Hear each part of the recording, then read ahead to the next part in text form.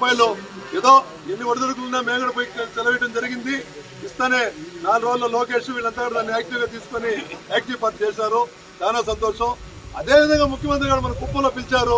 పిలిచినప్పుడు చెప్పారు, మమ్మల్ని పిలిచారు. నేనే పోయినా, నేను ఆనందం ఇద్దరు పోయినాం. ఆ రోజు మేము 4 రూపాయలు ఇస్తాము, మీరు 8 రూపాయలు తప్పకుండా ఇవ్వాల్సిందే రైతులకని ఫ్యాక్టరీ వాళ్ళకి ఆ రోజు ఆర్డర్ వేశాడు. అదే ఆర్డర్తో చేయాల్సిన బాధ్యత ఉంది. మధ్యలో ఎవరెవరు ఏం మాట్లాడినారో మాకు తెలియదు.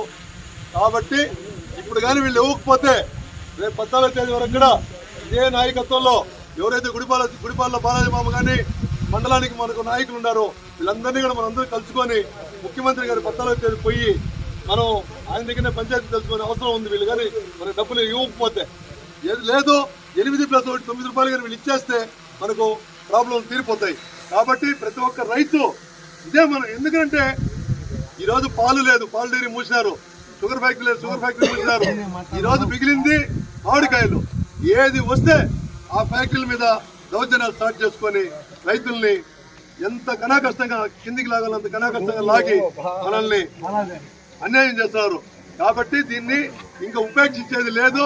ఈరోజు 5వ తేదీ 14వ తేదీ లోపల ఇప్పుడు మనకి ఇప్పుడే ఇచ్చేయాలి వీళ్ళు డబ్బు, వీళ్ళు జవాబు చెప్పాలా.